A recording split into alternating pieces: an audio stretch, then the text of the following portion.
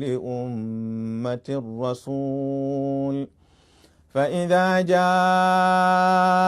رسولهم قضي بينهم بالقسط وهم لا يظلمون ويقولون متى هذا الوعد إن كنتم صادقين قل لا أملك لنفسي ضرا ولا نفعا إلا ما شاء الله لكل أمة أجل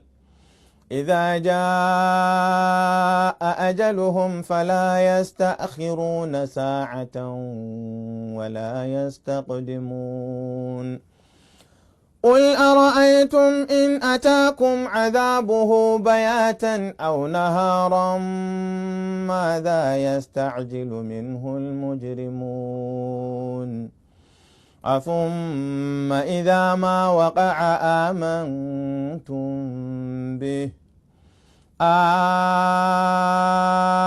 الآن وقد كنتم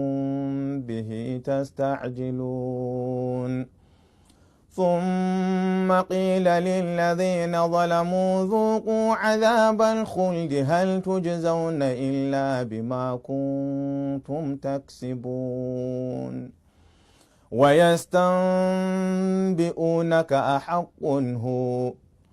قل إي وربي إنه لحق وما أنتم بمعجزين ولو أن لكل نفس ظلمت ما في الأرض لافتدت به وأسروا الندامة لما رأوا العذاب وقضي بينهم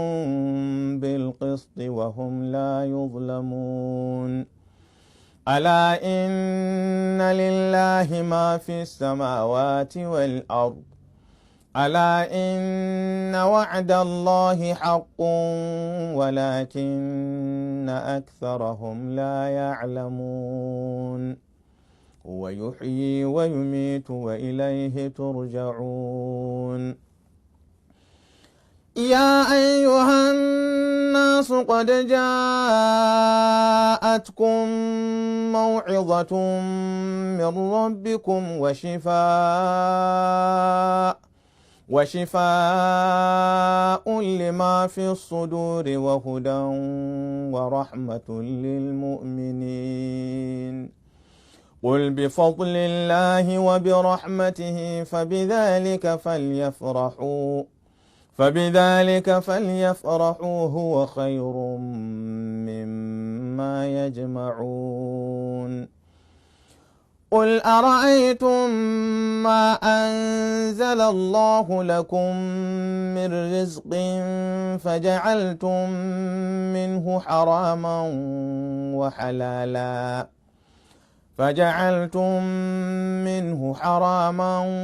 وحلالا قل الله أذن لكم أم على الله تفترون وما ظن الذين يفترون على الله الكذب يوم القيامة إن الله لذو فضل على الناس ولكن أكثرهم لا يشكرون وما تكون في شأن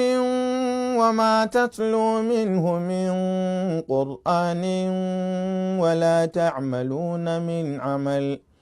ولا تعملون من عمل إلا كنا عليكم شهودا إذ تفيضون فيه وما يعزب عن ربك من مثقال ذرة في الأرض ولا في السماء